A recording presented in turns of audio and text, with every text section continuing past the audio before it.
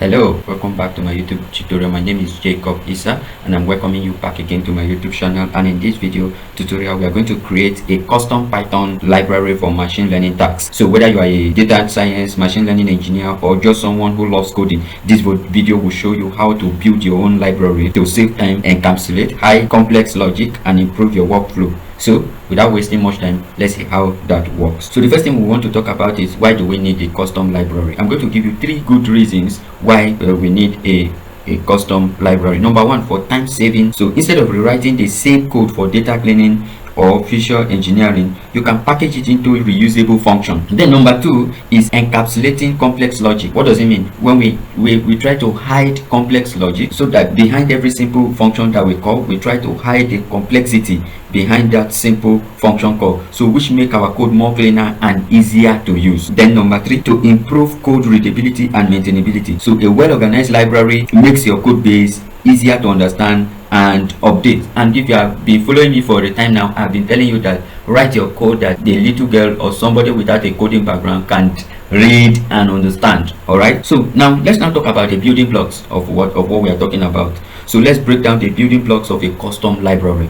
What are the building blocks? Number 1 is what we call the Python module and packages. All right, so I've explained. Look at my previous video, you will learn where I talk about libraries and packages. So a module is a single library file. A package is a collection of those modules in a directory. Okay, and here is how you can create one. So here we have, this is an empty folder. So I'm going to create a package now and what a module. So this is an empty folder. Inside this empty folder, I'm going to create another folder, and then I'll call that folder my library. Let's create a new folder. I'll call it my library. Let's just call it my lead. Inside this folder, I'm now going to create a package. I'm going to create a package and we'll use the redundant in it like this .py, like this. So what does this mean? So with this created, Python will treat this our directory as a package. This my library folder.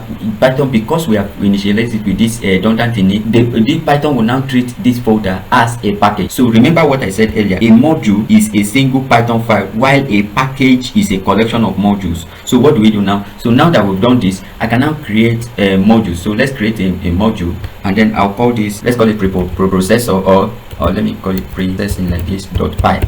Okay, so this is a Python module. So this becomes a module, and this becomes a package. The init is a package, this is a Python file. And then we can also create another file. I can call it visualization like this.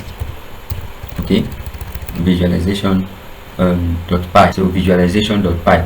So now you understand what we mean by what a package and a library. We can create our own custom create our own function with this. So now remember where we started from. We are dealing with the building blocks of what a library. Okay, and then we said that the building blocks of a custom library will consist of 1, Python modules and packages, which is what I just explained.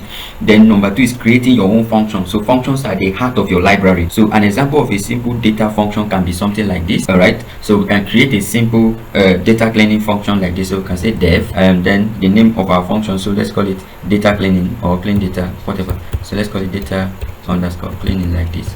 We'll pass in df inside there. So we pass in, okay, and then so here we are now going to write, we now call the create a variable df, which will be equal to drop now like this. Okay, like this. And then now after the drop method, then we now call the same variable again, and then we now equal to, so because Python allows the reuse user variable, that's why we can still use the df. So I will now call the df from above, and then I'll call the dot reset index of. Okay, so what this simply mean is we're trying to reset the index. Okay, then you should return the df like this. Okay, so this is a simple Python function that help us to clean data. This is what we mean by a custom creating our own custom function for data cleaning. Then another thing is organizing code with classes. So for a more complex logic, we can use classes to organize our code, and for us to do that, we can do something like this. So let's still do it here. All right, let's still do it here. So I can create classes like this. Okay, I'll create a class, then the name of my class. So in this place I can call it, okay, so this is just sampling. So let's call it engineering. Okay, so then we now create a constructor. Yes, we create our own constructor like this. Okay, and then inside there now we can now pass in our df like this. Okay, and then the next thing we need to do is to create a reference variable. Okay, I will reference the parameter we have here, so self.df equal to df like this. Now then we can also have another method that add log and or transform log or whatever it is. All right, so we can have a method, so whatever method you want to have. So now we are going to create a method that is going to let's say transform. So we have method transform. I'll say def and then I'll say transform. Okay, so method transform like this, and then inside there is a self there, and then in case you don't know much about the self that we are using here, or you are new to Python, you can look at my beginners Python for beginners series and learn more about classes and OOP in general from there. All right, so I'll do self, and because I'm transforming, there is need for column or whatever, so I can do, let me add column here, for example. I'll do column.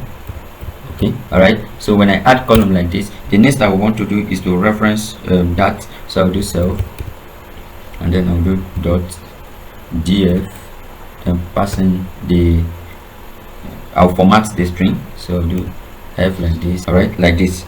Okay, so once I do this, it should return the self like this. Okay, so this is a method that transforms the data that we are going to be handling. Okay, so remember, this is just a sample. You just put this here as an engineering. Then this is a method, this is a constructor method, a built-in method that initializes our class. Okay, so we have one attribute about our class here, which is just a df here. Okay, and then we are creating a method that transforms the data we are dealing with. Okay, so, and remember, we will need to import. Okay, so the NLP there imports numpy as NMP. all right, so because you cannot be dealing with column and will not be, you will need to deal with what, with numpy, a simple class that help us to organize code in a simple way. All right, then another thing we need to understand is processing tools. All right, processing tools. Now when we are talking about building a machine learning library, you must understand that building a processor will help you a long way. So we are going to build a pre-processing module for our library, and this will include data loading, cleaning, and feature engineering tools. So the first thing we will need here is data loading and cleaning functions. All right, so let's do that inside this pre-processing. Okay, so here I'm going to show you the processing tools. I have this code already here, so I'm importing pandas, importing numpy, and also I'm importing matplotlib, and then as PLT. Then I'm using a dummy data, so this is just a dummy data with an ID range of 1 to 11 with values, and then I'm passing that data inside a data frame by pandas data frame. So now I'm saving that file inside inside a dummy data.csv file, and then I'm loading that data. So this is a function that I'm using to load the data that we have already, this data that we have here, and then I'm cleaning that data. So this method cleans the data, and then this method is performing feature engineering. All right, so and then I'm now going to plot the data that we have, so which we're going to give us the histogram of the column and the frequency, okay, of the column. All right, and then this is it. Okay, now if we run the code, now let's run our code, and as you can see here, you can see the heading here, histogram of long value, and then frequency, and the long value here. So here we have 4.5, 4.4, 3.5, 3.0. okay, so this is how we can build a preprocessor, okay, using a preprocessor tools with a Python. So the first we load the data and cleaning the data with the function, then we did a feature engineering technique, and then we visualize the tools. Now let's put everything together. Okay, so if you look at here, you can see the file structure that I have here, but then when you look at this file structure, you can see that this package here, this is a CSV file, and this is a module. Okay, a module. All right, and we can structure our library and make it reusable, okay, with this structure. All right, where you have a package and then each module. All right, so and then you can go a step further by writing testing and what documentation for each of what we just did. Okay, so like here you can write documentation for each of the functions, or if you come to here where we use classes, you can use You can write documentation for this and also write tests for this. All right, so this is the purpose of demonstration. In case you want to learn more about testing, I have another video here in the Python for beginner series, and then you can learn it more there. Now now that we are done with our library, you can share your library by uploading it to PyPy or GitHub. For you to do that, you need to have a setup file created. So if, for example, I want to push this, what we have already done, if I want to push it to PyPy, okay, so this PyPy is a repository. Python packages and libraries that are created by other developers can be used by any other developer, so you can find it there. So if I come here and I do setup.py like this, okay, and I do setup like this, setup.py, okay, so inside this setup.py, so it has to be inside this lib, so let me move it inside like this. So inside this setup.py, all right, now I can now create the code that allow my code to be reused, my library to be reused either by me or any other developer out there who find my library useful. So how do we do that? So the first is we are going to import the setup, and then find packages from the setup tool. So we say from setup tools, so you should import setup and then find packages. All right, now and then we can create a setup, and then inside this we can have, so you can see my library name is my lib, the version is 0.01, then the package, you should find the package I'm calling the method we just imported, then it should install. So these are the library that we we use pandas, we use numpy, mathlib, okay, matplotlib. So we use them in this. So when you have your setup file like this, then you are good to go. All right, so I need to close it like this with something like this.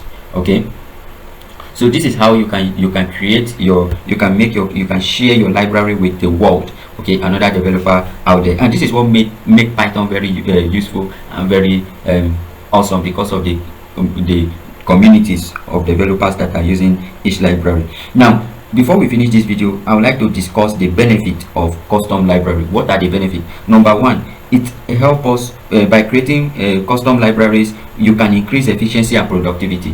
Okay, so even for yourself and other developer out there, so they can automate repetitive tasks and focus on solving bigger problems. Then it also increases collaboration among teams. All right, so when you have your custom library, it increases collaboration among teams, because you all share your library. When I share my library with teammates to standardize workflow, all right, so that makes collaboration more easy, and it makes things go smoothly.